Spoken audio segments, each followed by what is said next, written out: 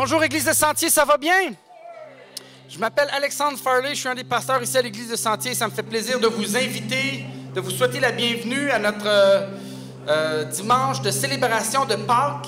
Donc, je souhaite la bienvenue aussi à ceux qui nous écoutent sur notre diffusion en direct.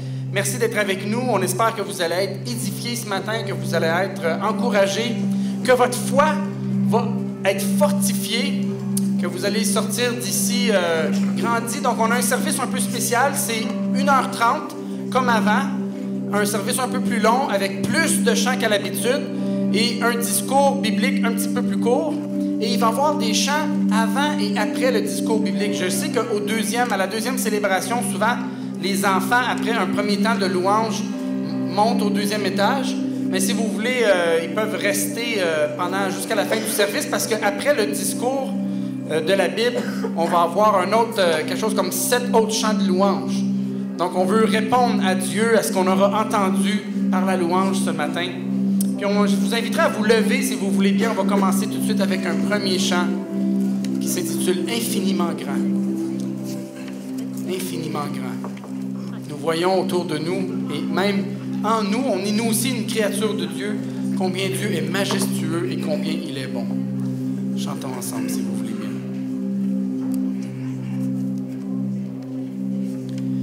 Quand je sonde l'univers, les astres que tu as créés, les océans, les mers, tout me révèle ta majesté. Alors mon âme veut s'écrier de tout mon cœur. Je veux chanter, ô Dieu, tu es infiniment grand, éternel puissant, roi majestueux. Ô Dieu, tu es infiniment grand, éternel puissant, roi majestueux.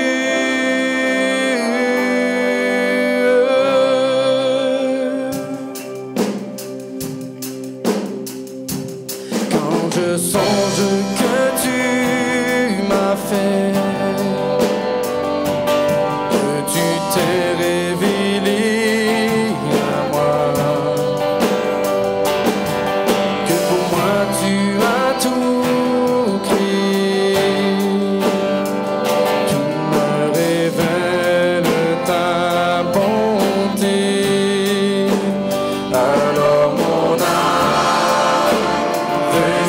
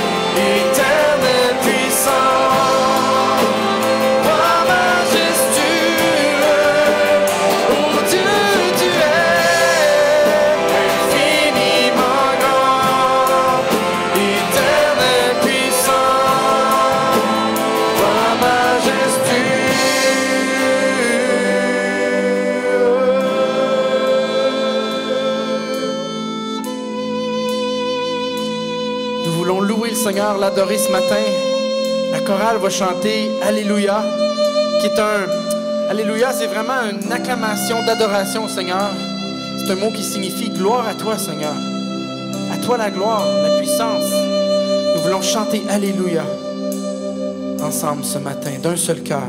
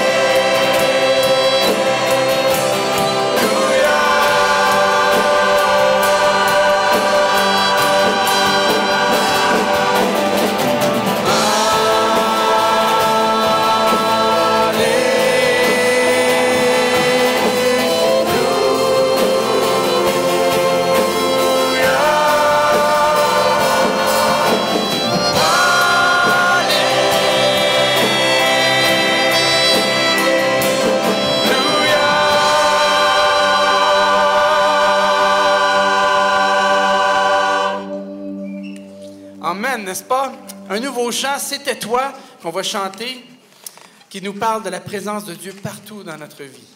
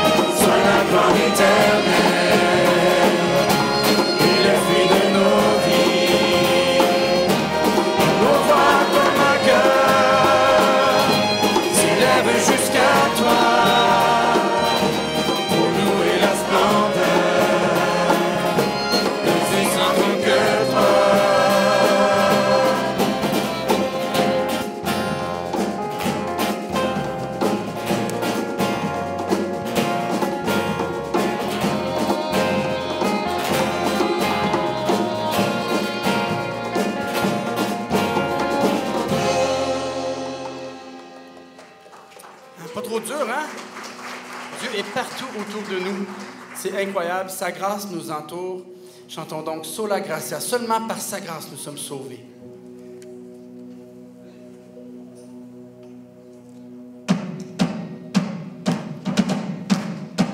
Tape des mains.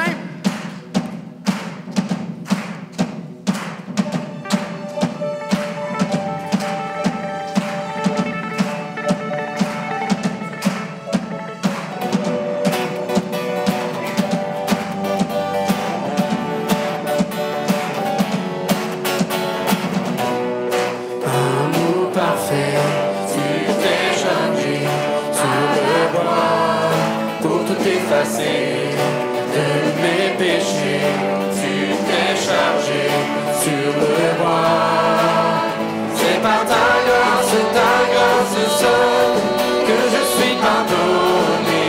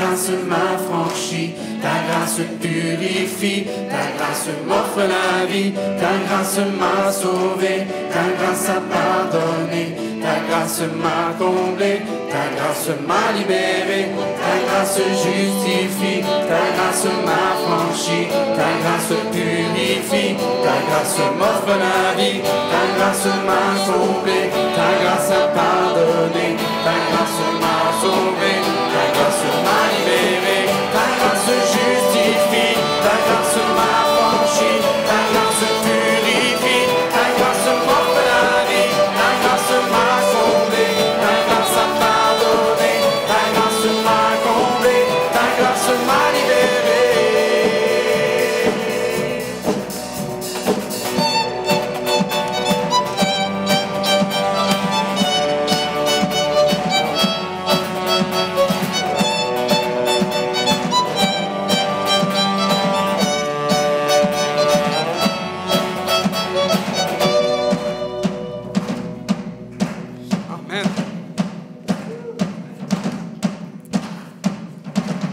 Adorons le Dieu glorieux, celui qui n'est plus dans un tombeau, qui n'est plus sur la croix, mais qui est vivant. Le tombeau est vide. Chantons-le ce matin. Chantons sa gloire.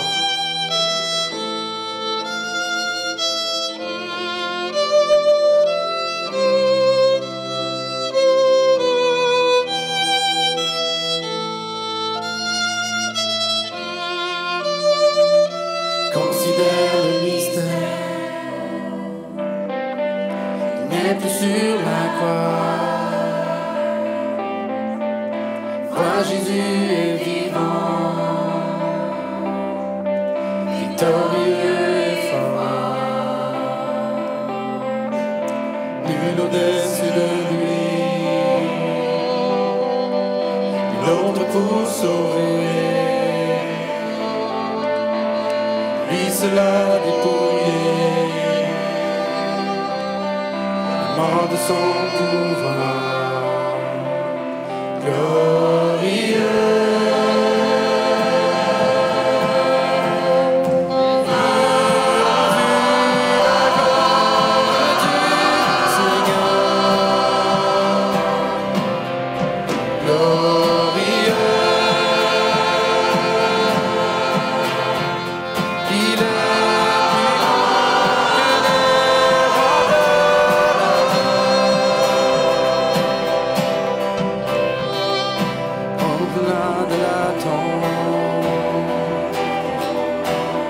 Le Dieu vivant, Jésus ressuscité, il est maintenant moi, nul au-dessus de lui, nul n'a sa valeur, tout l'univers attend son arrêt.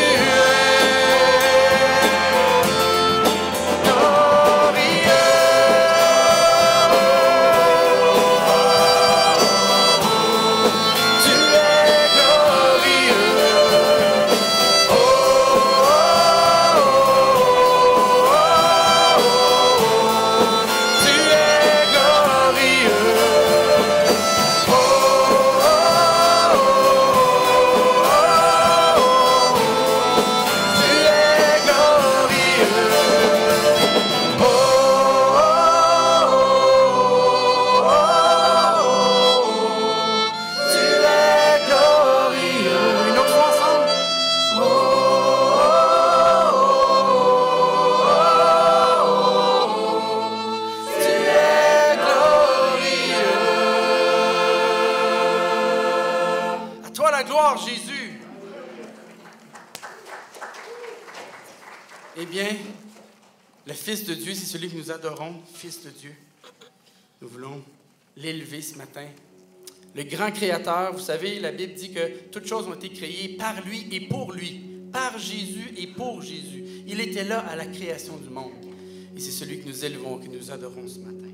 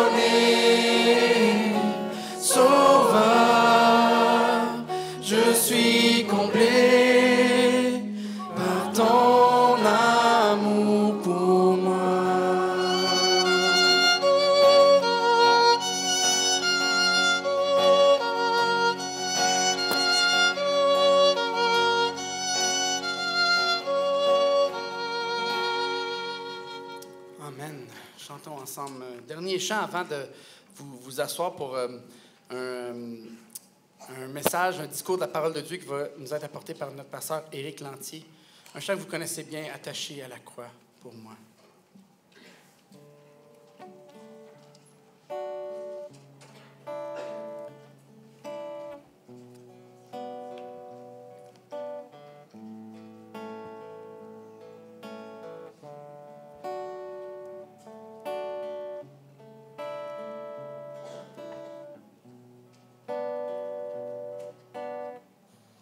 Ensemble.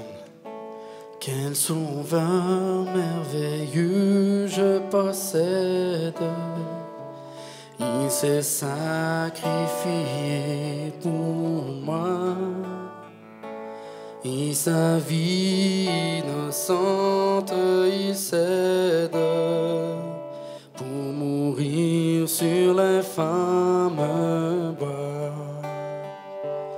Le malheur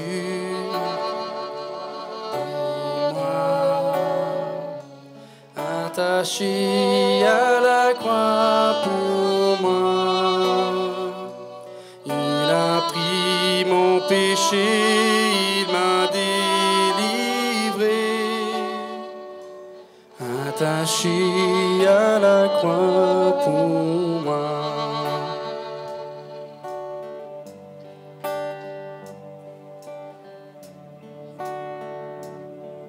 Ensemble, il renonce un moment à son trône.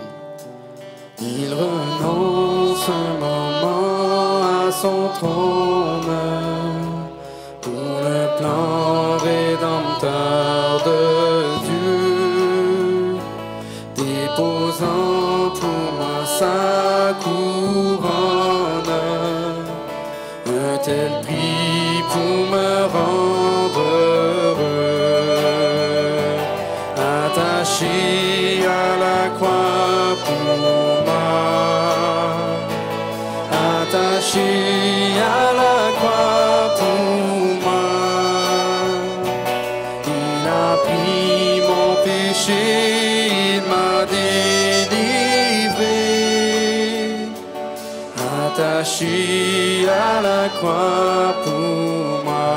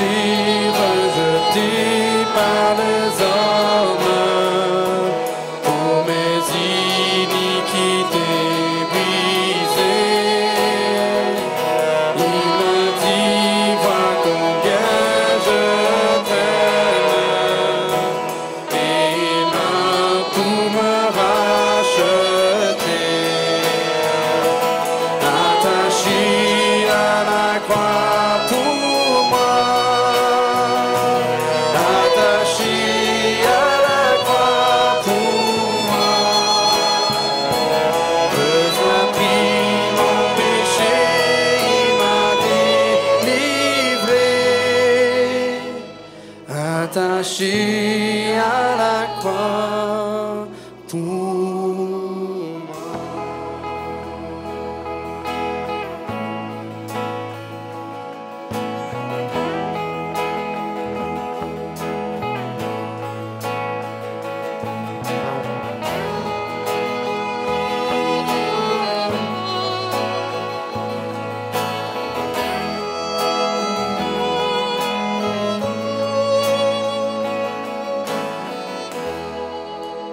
On peut prendre place et j'aimerais inviter les placeurs à s'avancer. On va prendre un moment d'offrande ce matin, comme on le fait habituellement ici à l'Église de Sentier dans nos célébrations du dimanche. C'est une manière pour nous de répondre à Dieu, de répondre à Jésus pour tout ce qu'il a fait pour nous, de l'adorer et aussi notre désir de voir son nom être proclamé, être annoncé partout autour de nous, à ceux qui ne connaissent pas encore le nom du Seigneur Jésus.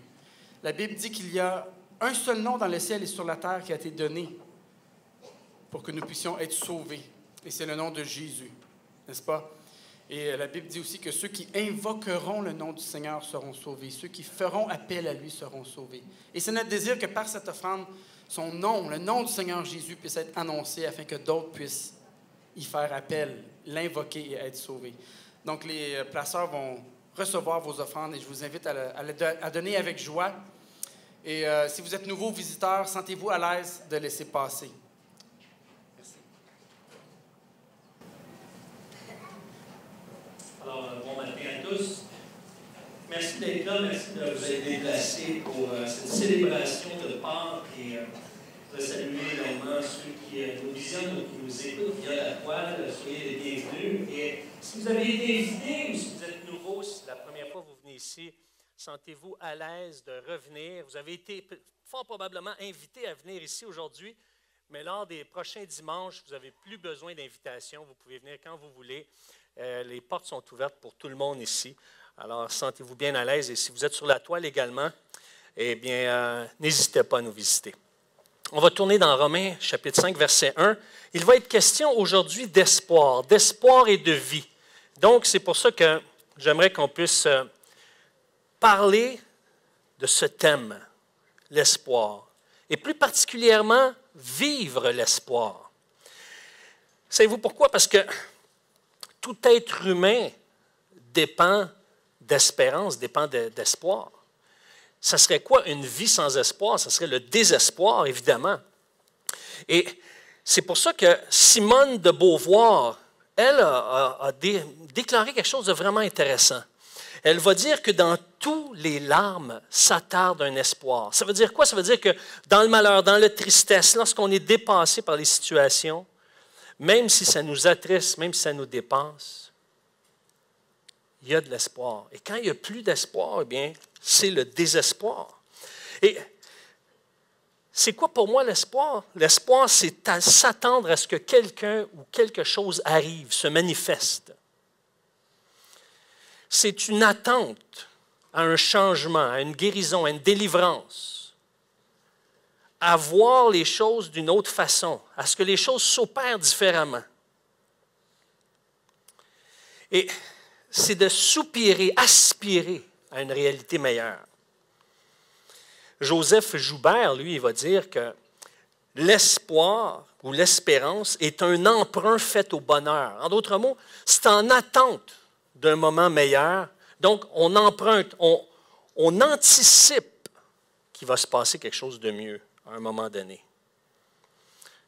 On s'accroche en attendant que le changement s'opère. Et c'est pour ça que les gens de foi vont s'appuyer sur Dieu, sur ses promesses. Fidor Dostoïevski, lui, va dire que vivre sans espoir, c'est cesser de vivre. Vivre sans espoir, c'est cesser de vivre.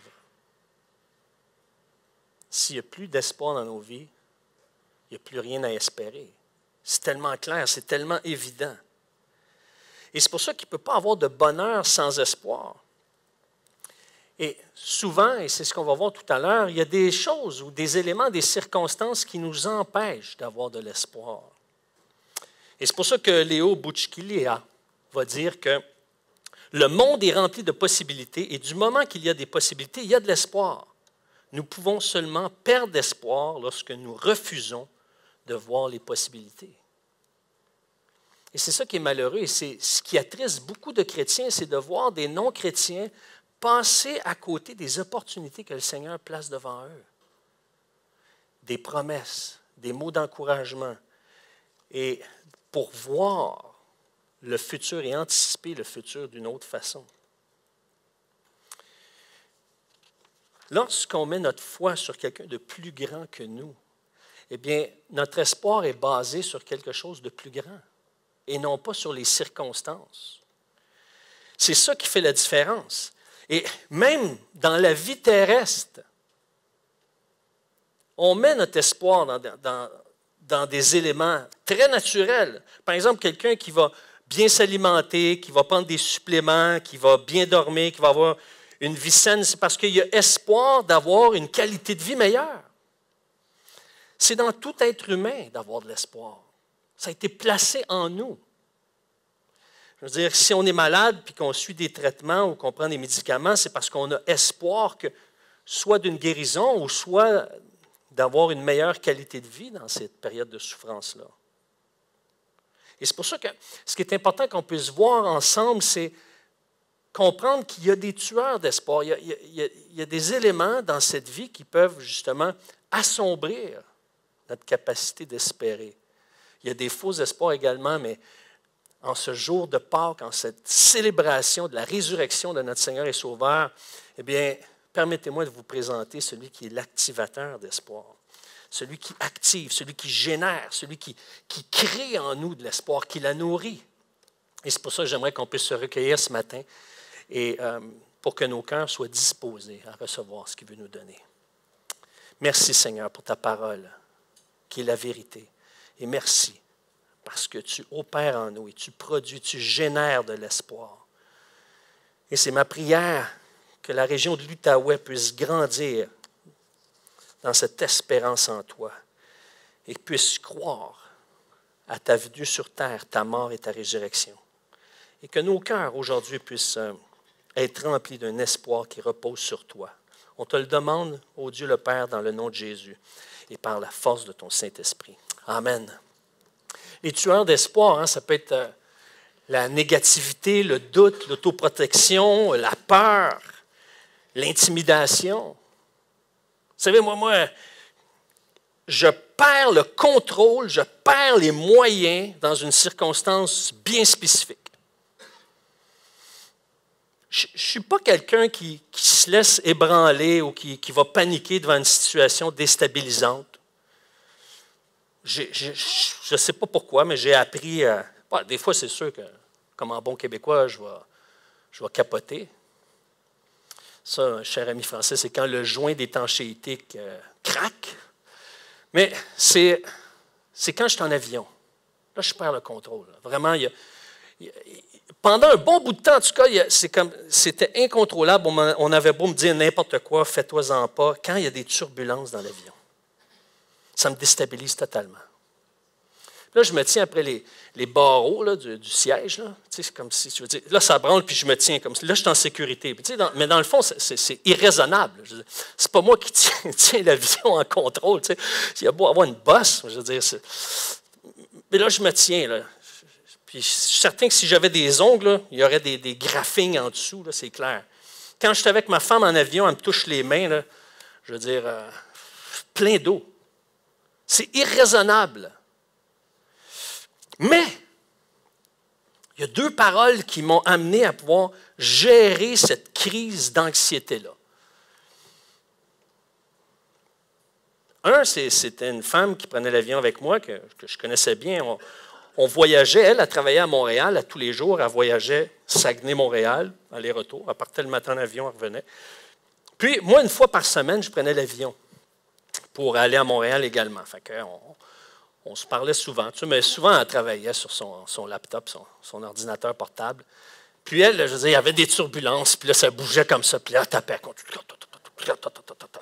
Moi, là, j'étais crispé, puis tout ça. Puis moi, pour ceux qui me connaissent, souvent, je suis rouge, tu sais, j'ai la peau rouge. Tu sais, puis, mais là, j'étais blanc, blême. J'allais faire une farce, là, maintenant. Fait que Judy, elle me dit, ça va, Eric? Elle connaissait la réponse. Moi, je panique. Là, en ce moment, je suis dans un temps de panique. Là, non, je capote, là, je panique. Là, mais elle dit, le pilote en avant, là, puis le copilote, eux autres, ils veulent arriver à la maison, ils ont hâte d'arriver. Penses-tu que ça leur tente de s'écraser, eux autres? Là? Voyons donc. Je veux dire, puis ils ont choisi ce métier-là. Ils n'ont pas choisi le métier pour s'écraser. Là, je dis, OK, ça me calmait un peu, tu sais, mais à un moment donné, je me leur disais, mais ça revenait. C'est comme s'il n'y avait pas de parole d'espoir pour me calmer. Alors, à un autre moment donné, là, il y a quelque chose qui m'a calmé, il y a une parole qui m'a calmé. C'était, dans ces moments de panique, maintenant, je me dis, OK, c'est plate, on va passer au travers, ça va durer un certain temps. Puis quand le pilote va dire, « Mesdames et messieurs, nous vous prions d'attacher votre ceinture, nous allons procéder à un atterrissage forcé. Donc, nous allons prendre des mesures d'urgence. » Là, je paniquerai. Mais en attendant, si c'est juste des petites turbulences, on va les vivre comme à chaque fois, il ne s'est rien passé de grave. C'est dans ma tête. Alors, mais imaginez lorsque notre espoir, là c'est juste une phrase comme ça, que je me suis accroché sur cette phrase-là, mais imaginez vous vous accrochez sur des promesses de Dieu, comme dans le psaume 23, quand il dit, quand tu marches dans la vallée de l'ombre de la mort, quand tu penses que tout est fini, quand tu penses que ça aboutira nulle part, qu'est-ce qu'il dit? Il dit, je suis avec toi. Ça a bien plus de poids quand c'est Dieu qui parle, Dieu qui s'engage, parce qu'il dit dans sa parole que tout ce qu'il a promis, il va l'accomplir. Mais il y a plus subtil que des tueurs d'espoir, c'est les faux espoirs. Que ce soit la prospérité, le succès, la beauté, la popularité, l'amour, ou une autre personne, un individu ou même nous-mêmes, ça a toutes ses limites. Ça. Puis si on met nos espoirs sur ces éléments-là, tôt ou tard, on va être déçus. Le seul qui peut nous assurer un espoir solide, concret, c'est notre Seigneur Jésus-Christ parce qu'il s'est engagé jusqu'à la mort. Puis la mort ne l'a même pas retenu parce qu'il a été ressuscité. Et ça, c'est une preuve. Et c'est pour ça qu'on célèbre sa résurrection parce que ça nous a montré, il y a 2000 ans, qu'il n'y a rien à l'épreuve de Dieu. Même pas la mort peut arrêter Dieu. Il triomphe de la mort. On ne peut pas tuer Dieu. Il est intuable. Et c'est pour ça que je vous invite à tourner dans Romains chapitre 5. Verset 1, ça nous dit « Ainsi donc, déclarés justes sur la base de la foi, nous avons la paix avec Dieu par l'intermédiaire de notre Seigneur Jésus-Christ. Et c'est aussi par son intermédiaire que nous avons accès par la foi à cette grâce dans laquelle nous demeurons fermes et nous plaçons notre fierté dans l'espérance de prendre part à la gloire de Dieu. » Et ça, cette espérance de prendre part à la gloire de Dieu, ça fait référence à notre éternité. Et bien plus, nous sommes fiers même de nos détresses, sachant que la détresse produit la persévérance, la victoire dans l'épreuve, et la victoire dans l'épreuve, l'espérance. Or, l'espérance ne trompe pas parce que l'amour de Dieu est déversé dans notre cœur par le Saint-Esprit qui nous a été donné. Et c'est pour ça que lorsqu'on a reçu la foi pour être sauvé, lorsqu'on a découvert Jésus-Christ comme notre Seigneur et Sauveur, sachant que je suis coupable devant Dieu, je suis fautif devant Dieu, mais qui a pris ma place à la croix, que Jésus-Christ, Dieu s'est fait homme, a pris ma place à la croix, il a pris ma condamnation. Eh bien, qu'est-ce qui arrive? Il dit, lorsque j'ai mis ma foi dans son œuvre à la croix et dans sa résurrection, je suis un enfant de Dieu et j'ai la paix avec Dieu. Et j'ai un accès auprès de lui qui fait en sorte que maintenant, il n'y a plus d'obstacle entre lui et moi. On peut se rencontrer. Et c'est une rencontre, comme c'est dit, on a accès à cette grâce, accès à cette faveur-là, d'être reçu par Dieu. Et ça fait référence à un dignitaire qui reçoit quelqu'un dans sa présence. Et à l'époque, dans l'Antiquité, quand tu rencontrais le roi, si l'armée venait te chercher pour te faire rencontrer le roi, c'était rarement des bonnes nouvelles, à moins qu'il t'invite à ta table pour un repas, pour montrer qu'il s'associe, qu'il s'allie à toi. Mais d'avoir accès au roi directement sur son trône, c'était dangereux. Écoutez, moi, j'ai essayé de rencontrer à 2 reprises le premier ministre du Québec, puis je pensais que c'était plus simple, parce que pour rencontrer le député, c'est assez simple. Tu vas au bureau, tu sais, je vais prendre un rendez-vous, oui, OK. Mais le premier ministre, c'est autre chose. Je m'étais rendu à Québec à un moment donné, au complexe H, au bunker. Je dis, « Bonjour, madame. » « Oui, bonjour, monsieur. J'aimerais ça rencontrer le premier ministre. » « Ben, ça ne se passe pas comme ça. » « Non, ben, je peux-tu rencontrer sa secrétaire? Je suis au courant. C'est sûr qu'il ne me dira pas, « Hey, salut Éric, comment ça va? » Mais est-ce que je peux à ce moment-là? Non. Vous allez devoir prendre un rendez-vous, appeler, puis tout ça. Puis il y a un protocole, là, il y a de la sécurité. Mais Dieu, lui, qui est plus grand que notre premier ministre, lui, nous donne accès à lui. Il ne faut jamais perdre de vue ça comme un privilège. Et notre espérance éternelle, elle repose sur la résurrection de Christ. C'est ce que l'apôtre Pierre va nous dire. Que notre foi, que notre nouvelle naissance, elle est établie, elle est basée, elle s'appuie sur la résurrection de Jésus-Christ. Et la résurrection, ce n'est pas un phénomène qui a été inventé par les hommes.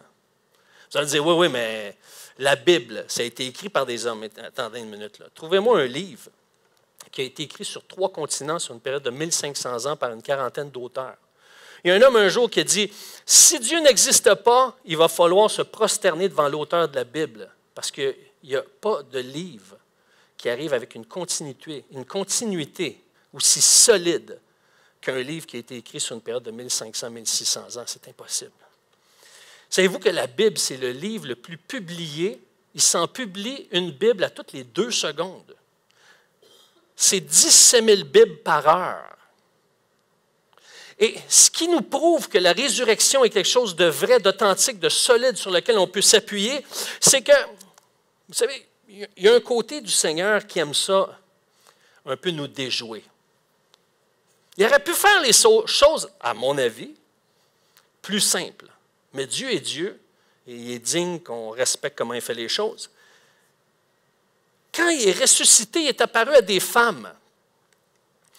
À cette époque-là, si des hommes avaient voulu inventer une nouvelle religion parmi les Juifs, il n'aurait jamais écrit dans le récit que le Messie ressuscité est apparu à des femmes. Pourquoi? Parce qu'à cette époque-là, le jugement puis le témoignage des femmes n'étaient pas reçus. Donc, c'est comme ça discréditait le message. C'est des femmes qui sont venues annoncer aux apôtres que Jésus est ressuscité. Si c'était une histoire arrangée, il aurait apparu à des hommes, tout le monde aurait dit, ben oui, ça a du bon sens. Mais Dieu a fait exprès pour dire, non, non. Pour moi, les femmes sont aussi dignes d'être témoins de ma résurrection que les hommes. Il a déstabilisé la pensée de l'époque, il a fait fi de la culture de l'époque, et il s'est révélé. Et ça nous montre que ce n'est pas une histoire inventée. Ensuite, la Bible nous dit qu'il est apparu après sa résurrection, à partir du moment qu'il a été ressuscité, à plus de 500 témoins. Les disciples étaient prêts à perdre leur famille, perdre leur vie, à être persécutés pour un message qui était porteur d'espoir. Et sa résurrection a généré des miracles. Et ça, c'est l'espérance pour le futur. Mais il y a aussi une espérance pour le moment présent. Parce qu'il dit que justement, on peut, dans la détresse, on peut, justement, dans les moments où est-ce qu'on est éprouvé, manifester que ces détresses-là ont une valeur. C'est drôle de dire hey, les détresses ont une valeur. Oui, une valeur, pourquoi? Parce qu'elles produisent de la persévérance, elles produisent de l'endurance. Vous savez, le but, la mission d'une détresse, c'est de nous amener de l'endurance. Je me souviens quand j'ai commencé à faire de l'entraînement physique, au début, je commençais à lever 20 livres. Puis là, je regardais les autres, je me disais, aïe, aïe, aïe, c'est 20 livres. C'est pas gros. Aujourd'hui, j'étais à 65, tu sais. Mais pourquoi? Parce que mes muscles ont gagné de l'endurance. Et l'épreuve, ça nous donne de l'endurance. Et lorsqu'on a de l'endurance, à un moment donné, on apprend les leçons que ces épreuves-là nous donnent. Et c'est là que Paul va dire, ça, c'est la victoire. Et cette victoire-là, ça nous amène l'espérance parce qu'on a vu que Dieu était à l'œuvre. On a vu que notre espoir, qui est basé sur un Dieu qui s'est fait homme, qui est ressuscité, est véridique. C'est pour ça que la Bible nous appelle des témoins. On est témoin de ce que la parole de Dieu est vraie. On est témoin de ce que Dieu agit. On est témoin de ce que Dieu répond aux prières. On est témoin de l'efficacité de Dieu. Et tout ça à cause de sa résurrection. Et c'est pour ça que l'espérance n'apporte pas de honte, n'apporte pas de déception. L'espérance ne trompe pas parce que notre espérance est basée sur un Dieu qui est vivant et non pas sur un Dieu qui fait des promesses en l'air. Et c'est pour ça que ce que nous dit Sosthène de La Rochefoucauld d'Hauteville, c'est que la marque d'une âme ferme est de conserver de l'espérance dans le malheur. Et c'est exactement ce que Dieu veut qu'on fasse. Parce que l'espoir est une mémoire qui désire. C'est une mémoire. On se rappelle dans l'épreuve les fois précédentes que Dieu a manifesté et a prouvé sa fidélité. Et j'aimerais ça inviter les musiciens à s'avancer parce que, conclusion, j'aimerais vous laisser sur une déclaration de Martin Luther King qui a dit qu'il faut accepter les déceptions passagères, mais conserver l'espoir pour l'éternité. Et c'est pour ça que si notre espoir elle est basé sur le Christ mort, crucifié et ressuscité, eh bien, on peut avoir une espérance qui est solide, ferme. Parce que c'est la résurrection de Christ qui nous démontre que le plan que Dieu avait pour l'humanité est quelque chose de solide. Parce que rappelez-vous, même la mort ne peut pas arrêter Dieu. Satan ne peut pas arrêter Dieu. Nos manquements ne peuvent pas arrêter Dieu. Nos péchés ne peuvent pas arrêter Dieu. La résurrection a démontré que Dieu triomphe de la mort. Et c'est pour ça qu'on peut mettre notre espérance en lui. Parce que ni Bouddha, ni Mohamed, ni aucun prophète n'a réussi à vivre, à expérimenter ce que Jésus-Christ a expérimenté. Mourir pour nos fautes et ressusciter. Recueillons-nous, s'il vous plaît. Seigneur, on veut célébrer ce temps de résurrection, ce temps de Pâques, parce que tu nous rappelles qu'il y a de l'espoir. Il y a de l'espoir pour l'éternité lorsqu'on met notre foi dans ce que tu es mort à notre place, tu as subi notre condamnation parce qu'on est des pécheurs. Mais il y a de l'espoir aussi pour cette vie parce que tu nous donnes dans ta parole, dans la Bible, des promesses, comme quoi tu es avec nous, comme quoi tu nous entends, comme quoi tu ne nous abandonnes pas. Nos problèmes ne se régleront pas comme nous, on voudrait tout le temps que tu les règles. Mais on sait une chose, c'est ce qui nous donne espoir, c'est que tu nous accompagnes. De la même manière que si on est alité et quelqu'un vient nous voir, il ne peut pas nous enlever notre maladie, mais ça nous réconforte d'avoir sa présence. Et souvent, tu te manifestes à nous comme étant une source de réconfort. Et c'est encore une fois une promesse que tu nous donnes dans ta parole, que si on a part à la détresse, on a part au réconfort. Merci de continuer à sauver, merci de continuer à éclairer, merci de continuer à donner de l'espoir à tes enfants et d'amener de nouveaux enfants à vivre de cet espoir. Je te le demande dans le nom de Jésus. Amen. Dieu vous bénisse. Joyeuse Pâques et on continue dans la louange à notre Dieu, notre grand Dieu. Amen.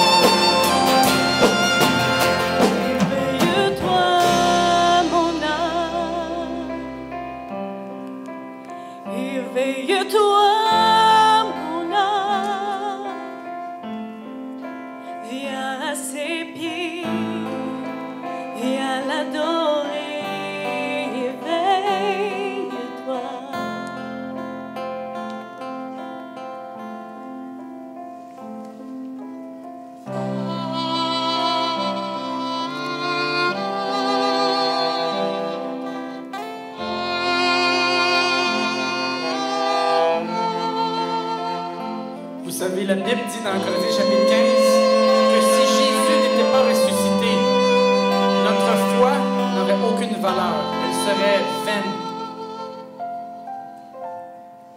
Si Jésus n'était pas ressuscité, il n'y a rien de ce que nous avons, aucune des bénédictions dont on peut jouir maintenant qui serait possible. Et même la Bible dit dans Corinthiens chapitre 15 que si Jésus n'était pas ressuscité, chacun d'entre nous, on ne pourrait pas ressusciter après notre mort. Mais Jésus est vivant, n'est-ce pas? Je vous invite à vous lever, on va continuer à chanter ensemble ce prochain chant que vous connaissez bien, une hymne qui date de quelques siècles passés, à l'agneau sur le trône.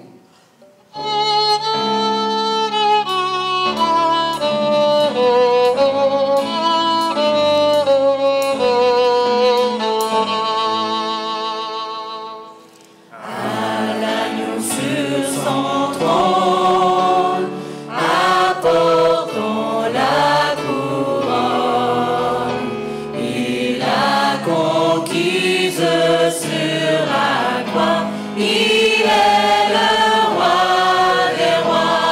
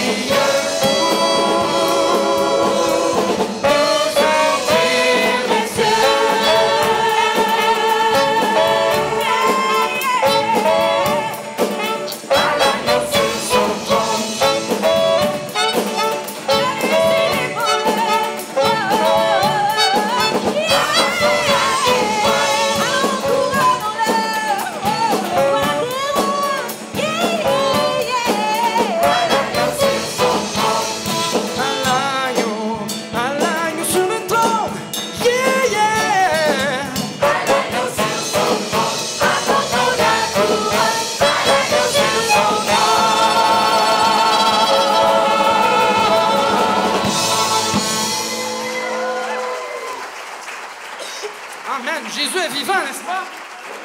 Il n'est plus sur la croix, il n'est plus dans le tombeau, mais il est vivant et il est sur le trône. Chantons ensemble, si vous voulez bien. Mon Rédempteur vit.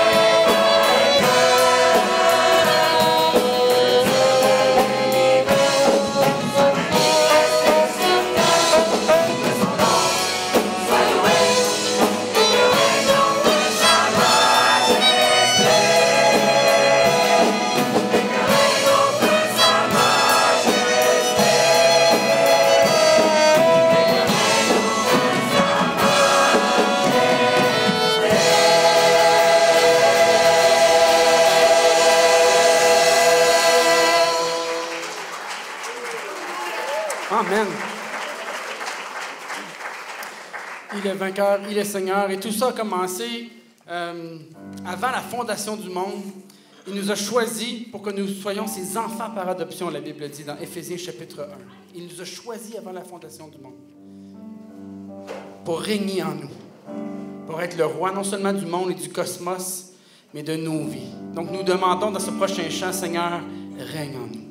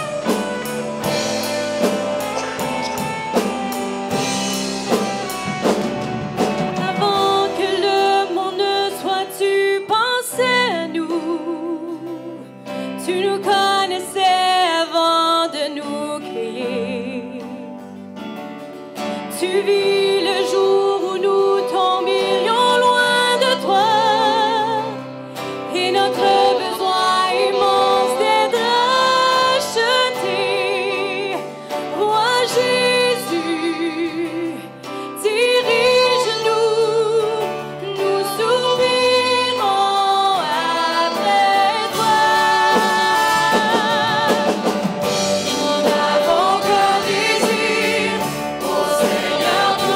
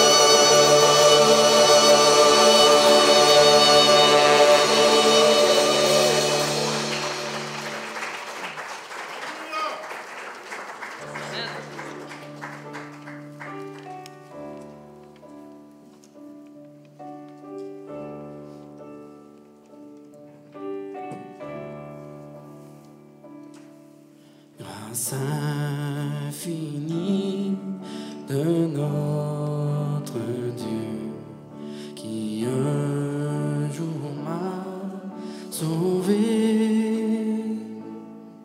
J'étais perdu et malheureux quand il m'a retrouvé.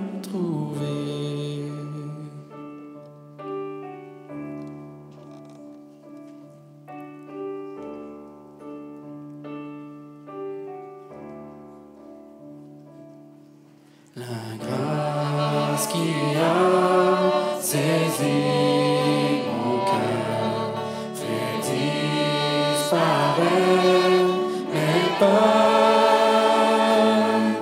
Combien précieuse elle est devenue au moment où j'ai cru. Loin de mes chaînes, oui, je suis libre. Mon Dieu, mon sauveur m'a acheté. Inondé d'une grande bonté, amour sans fin, grâce infinie.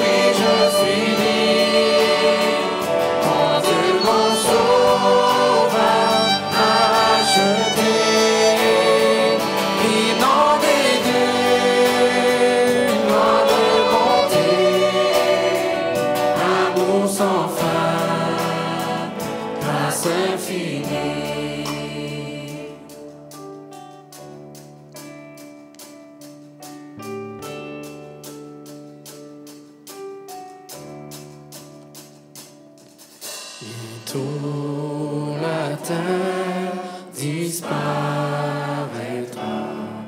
le soleil s'éteindra, mais Dieu qui m'a appelé ici-bas, avec lui me prendra. Avec lui? Avec lui me prendra.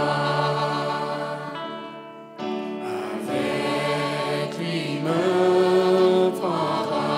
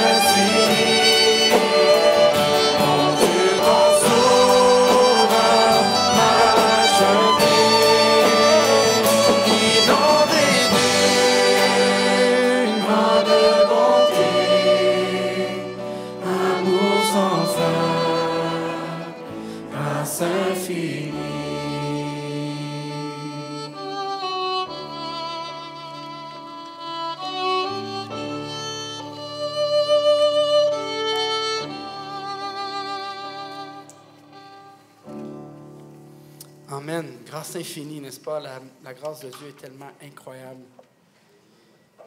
À cause de sa grâce, à cause de son amour, lui seul est digne d'être adoré. Lui seul est digne d'être loué. Qu'on puisse chanter comme dernier cantique ce matin. Toi seul es digne, Seigneur Jésus. Êtes-vous d'accord? Toi seul es digne.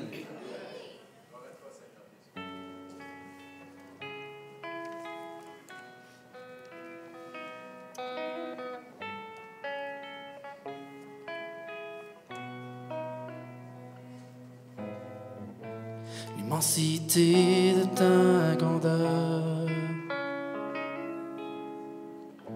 me montre que je ne suis rien. Mais quand tu façonnais la terre, j'étais déjà près de ton cœur. Tu m'aimais avant que je sois. Et pour moi tu as tout donné. Toi seul pouvais me libérer. C'est pourquoi je veux t'adorer. Toi seul est digne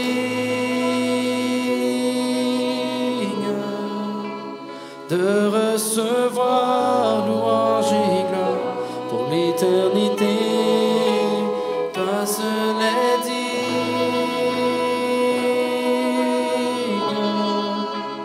de recevoir louange et gloire pour l'éternité.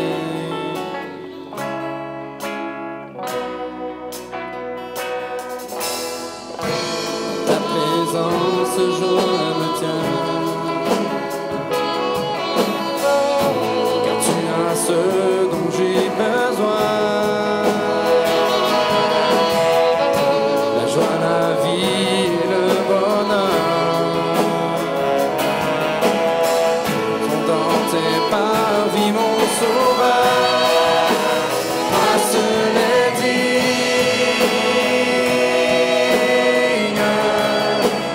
de recevoir louange et gloire pour l'éternité.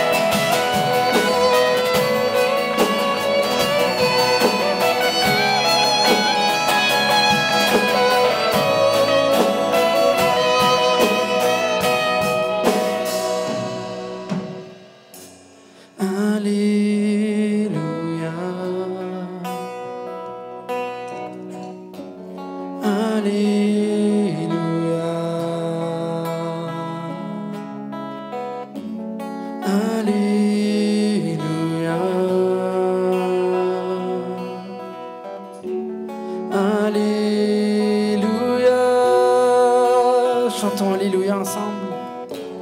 Alléluia.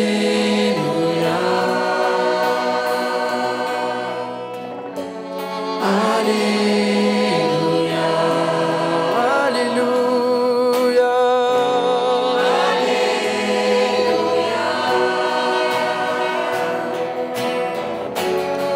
Alléluia.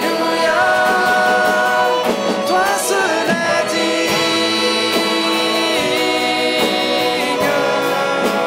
de recevoir louange et gloire pour l'éternité. Toi seul est digne de recevoir.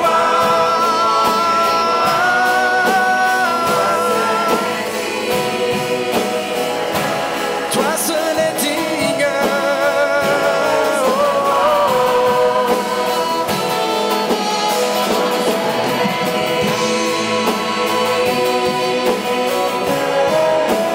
De recevoir louange et gloire pour l'éternité. Oh, pour l'éternité.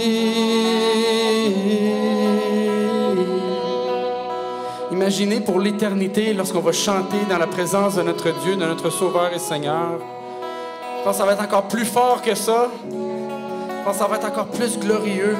À lui soit la gloire. Ça met un terme à notre célébration de Pâques. On espère que vous avez été édifiés, encouragés, que vous avez pu louer de tout votre cœur. Que le Seigneur vous bénisse. Joyeuse Pâques. Que Dieu vous accompagne partout où vous allez aller aujourd'hui, cette semaine. Gloire à Dieu.